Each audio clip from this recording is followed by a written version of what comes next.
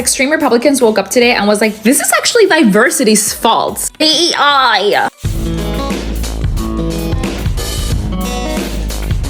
Glad to have you amazing viewers to another exciting time at Comfort for Life Network, where I bring to you a collection of TikTok videos for educational purposes. My good name is Comfort. Thank you so much for being part of this.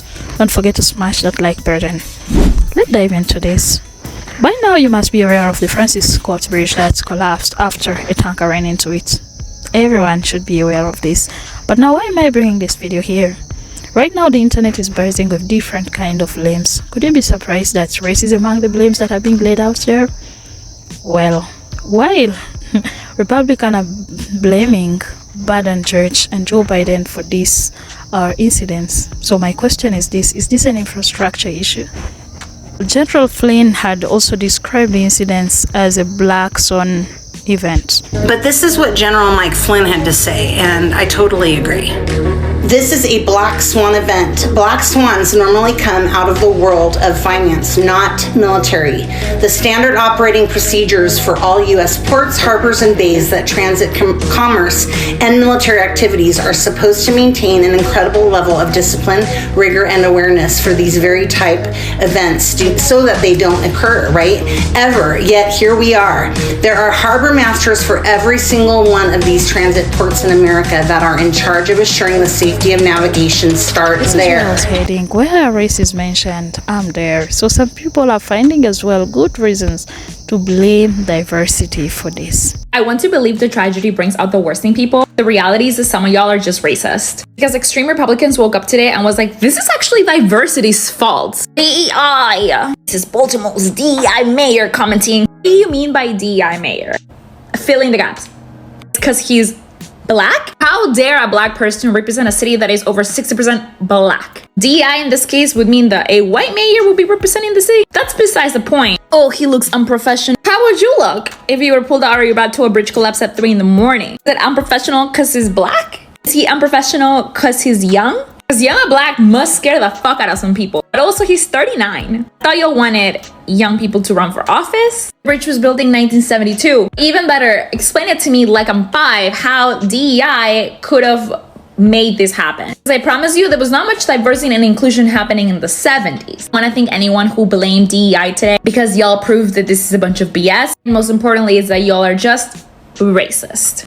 I will never forgive y'all for making the Francis Scott Key Bridge thing racist. Like, how did y'all manage to make this bridge falling about race? This is the mayor of Baltimore. He's been the mayor since like 2020. And yet today when he has to address the public, he's being called a diversity hire. Like, are y'all okay? This is the mayor, and I want you guys to listen to his response when asked a question where no one should really ask at this moment in time. When asked when can we see the bridge being rebuilt, I agree with him 100% on his response. How long is it going to take to rebuild this, Mayor? I think right now, sir, listen, we shouldn't even be having that discussion right now. The discussion right now should be about the people, the souls, the lives that we're trying to save. There will be a time to discuss about a bridge and how we get a bridge back up. But right now, there are people in the water that we have to get out. And that's the only thing we should be talking about. In the early hours of the morning, so people are actually on the bridge, probably starting their commute to work. And the first question that this reporter has is, when is the bridge going to get repaired? Are we being for real right now? The mayor handled that question flawlessly because the emphasis is on people's lives. It should be on people's lives. Like, can capitalism just rest for 1 second? It's infused in people's bloods at this point. Like, why was that the question that you decided to ask? It's just ridiculous. All right, y'all. So Brandon Scott is the mayor of Baltimore. His birthday is 4/8. The solar eclipse is happening 4/8. He came into office on 12/8. The last solar eclipse, the total eclipse that crossed this one was like 8/21. So I live in Baton Rouge. It's called the Big Raggedy. So when you see Raggedy Ann, think Ice Spice, think 1/1. Ice Spice birthday, just, yeah, it's the red pyramid of Ramses. A lot of alignments. See, her eyes are eclipses. So we about to have a whole Amityville horror situation. It's already happening. P. Diddy's going through his own. There was a bridge that fell. Ryan Garcia went through one. Amanda Bynes, Josh, Drake. It's a lot. It's gonna be it won't happen the same day, but the way that is happening right now, it's already starting. Rebuilding will not be quick or easy or cheap, but we will get it done. For the bridge, are we talking about weeks, months? Are we talking about years? Too soon to be certain. What I'll say in the case of the bridge is that the original bridge took 5 years to construct. That does not necessarily mean it will take 5 years to replace. This is the tweet that kicked it all off. This is Baltimore's DEI mayor commenting on the collapsed Francis Scott Key Bridge. Like, DEI mayor? Why was that necessary? And furthermore, what are you talking about? Baltimore is over 60% black. In fact, if the mayor wasn't black, that would be the DEI hire. Y'all are so dumb, it hurts. Then we had this exchange. Yes, that is Baltimore's mayor. What is the issue? Is it because he is young, or is the real reason you tweeted this is because he is black? This moron tweets back. Nah, it's just the Letterman jacket, but I'm sure most of the posts are subconsciously racist for sure. The jacket? Thank God for this queen who tweeted. The jacket literally says the city of Baltimore. He was at the scene before most other officials, and you are judging his style of jacket? Get the F out of here. We know why you all are really judging, but don't have the balls to say it. And again, Baltimore is over 60% black, and these are literally the elected officials of the city. Like, y'all need to pick up a book, go outside, get a job. I don't know. It's just stupidity. Dude, not some of our literal worst fears ever coming true with that bridge collapse in Baltimore. Like, that is some scary shit. And I have so many questions, okay? For starters, like, fucking how? And look, I know that this just happened, so there's still a lot of info that needs to come out, but like, could they not have turned off the ship? I think I read somewhere that shortly after departing, the ship loses power, so the crew immediately sends out a mayday call, and apparently authorities heard that distress call and were able to prevent more cars from driving over the bridge, which is great. But would they not have told the construction workers that were on the bridge to, I don't know, put the pedal to the metal and get the fuck up on out of there? And look, I'm just a regular dude, all right? I know nothing about structural engineering or anything related to big ass cargo ships, okay? But like, if you're going to build a bridge in a vicinity where big ass cargo ships will be consistently passing by, was there not at least one person in that design meeting that was like, maybe we should make the support columns a tad bit more sturdy instead of building what was essentially a self-destruct button there? Because holy shit, did you see the video, bro? That thing collapsed so fast it looked like it was being held together with Elmer's glue. And again, I'm no expert on cargo ships, but you mean to tell me that ships don't have some type of an engine cutoff switch? So every ship that's out there that loses power, all right, and control is just going to barrel into whatever it's pointed at, like the cruise ship at the end of the movie Speed 2, and no, not the one with Keanu, the other one. So look, in all seriousness, this whole situation is scary as fuck, and my heart goes out to the people who were missing, but a part of me feels like this could have been prevented in some way. Also, in the same year that Leave the World Behind comes out, remember that movie, right? The movie that was produced by a former president who had access to all of our country's secrets, which was essentially about our own US government staging a massive power outage to essentially take full control. Remember that movie? And remember how earlier this year we've already had a random cell phone coverage drop, an outage from AT&T, and now a cargo ship that crashes. Look, I'm not saying it's coincidental. All I'm saying is it's a little weird. Question millions of Americans are asking today: how can a cargo ship go into a major road bridge? It happened in Baltimore. Several vehicles went into the river, and rescuers are struggling because of the freezing temperatures, but also because bits of cargo are still dangling from the bridge. I'm not trying to sound insensitive here, okay?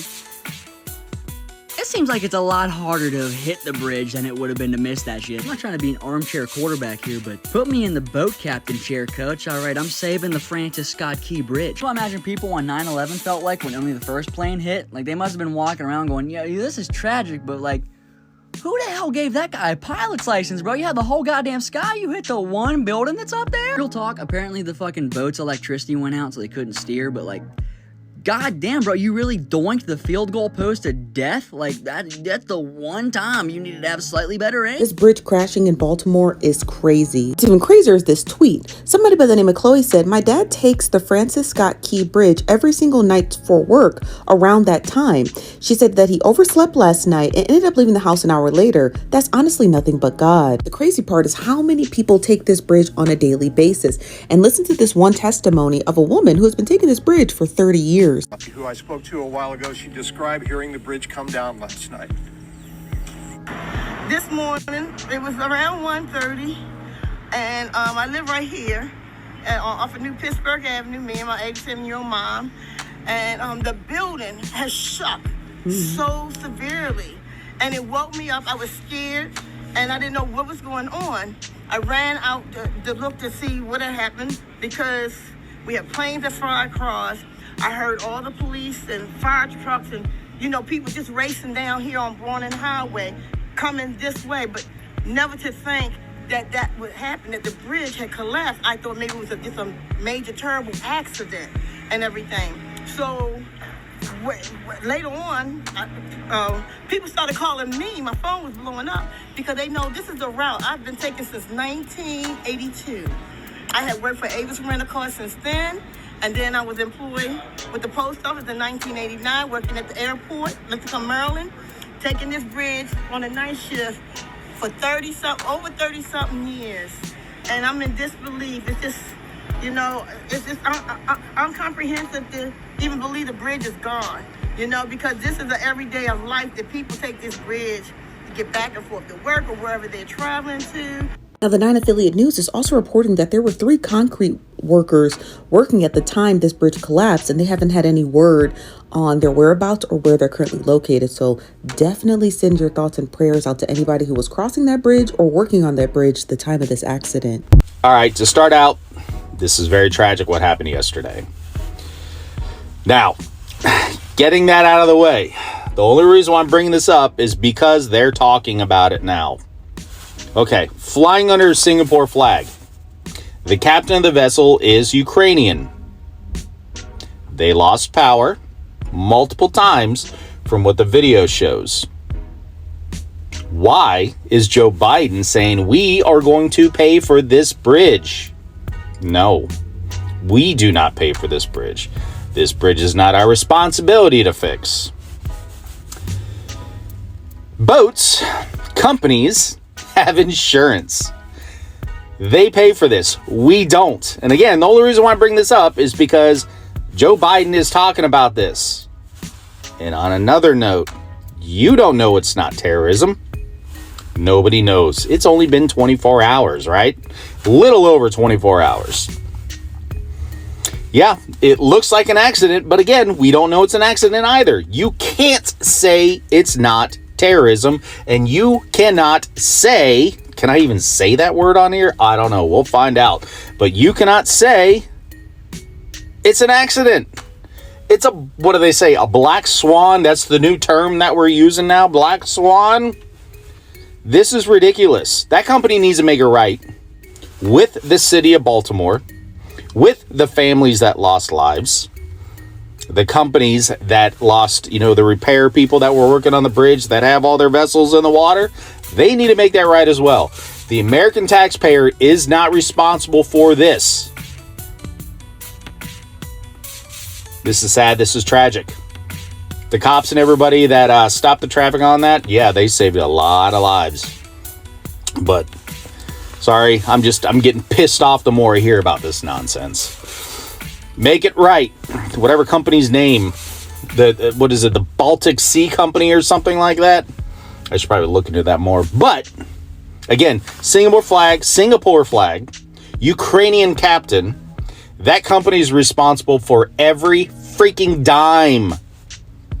Every dime. The American taxpayer is not. See you later. Bye.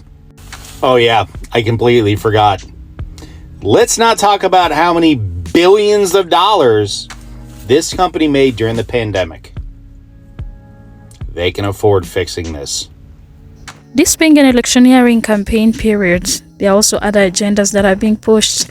I want you to let me know where to see what you observe in this clip. What do you see in this? Let's take a look at what our two presidential candidates are up to today, and see if you can spot a difference in what they're focused on. President Biden, for his part, responded immediately to the bridge collapse in Baltimore today. Take a look at the president speaking about this today. The people of Baltimore can count on us, though, to stick with them at every step of the way until the port is reopened and the bridge is rebuilt. You know, we're not leaving until this job gets done. Biden also said that we're going to send all the federal resources they need, and that we're going to rebuild this port together. This right here is leadership. This is how a president ought to act in the face of an emergency. So you may ask, what is Donald Trump up to today? Trump today is laser focused on grifting with the Bible. I mean, you really can't make this stuff up. He's making money from selling the Bible. And here it is on this website, and there's Trump's picture. And this is my favorite part of the site. Is this Bible officially endorsed by Trump? Yes, this is the only Bible endorsed by Trump. Ugh. Listen, at the end of the day, it comes down to this. Do we want a president who responds quickly to emergencies like what unfolded in Baltimore today? Or do we want a president who's trying to make money off of selling the Bible? If you have trouble with this answer, I don't know what to tell you. I think everyone should be concerned that in a society where you can have these massive tragedies like the collapse of the Baltimore Bridge, it is such a low trust society that you will immediately have conspiracy theories going absolutely viral. For a number of reasons, America is a society where there is going to be large instances of tragedy. Part of it is the lack of gun regulation that makes mass shootings an everyday occurrence. Part of it is due to like genuine infrastructural like neglect, which is why you have things like train derailments, which can cause millions of dollars of damage, or like wildfires that constantly get out of control. But also part of it is ultimately just like random coincidence, like it just happens and it's a tragedy. And I think it's just another sign that America as a society is not well adjusted enough to accept like material fact. Already you have thousands of people scapegoating DEI or migrants or Democrats, when the reality is that a 20,000 ton ship rammed into a bridge. And that's the exact kind of rhetoric and scapegoating that bolsters authoritarian regimes, which we are in. Allow me to round up this video right here, and I hope that you find answers to all the questions that you're having. So it's still ongoing. I will call you to keep following up. I'm not going to dive deep into this. I just wanted to bring that aspect of people bringing different reasons to prove what happens, you know. And what was surprising was to see how race was included in all this thing, you know. And yeah, I love the statement that said tragedy bringing the worst out of people. You know, sometimes you might have bad intentions, but it's because there has never been something that triggers that bad intention for it to spread out. So this incident has brought out some of the things that people have internalized. You know, this is kind of internalized racism that comes out with the incidents, where people are saying they blame. So the blames aren't going to make any change. What has happened has happened. We're just praying that the bodies will be recovered and that life will continue. But just remember that we are all about peace, love, and unity, and we are here for unity. We are here to make a change in our society. What are your thoughts on this? What do you have to say? What do you have to say about all this? Leave your thoughts in the comment section. Don't forget to leave your thought kindly alive interacting. And also remember to subscribe to the channel. And I love you guys. Thank you so much.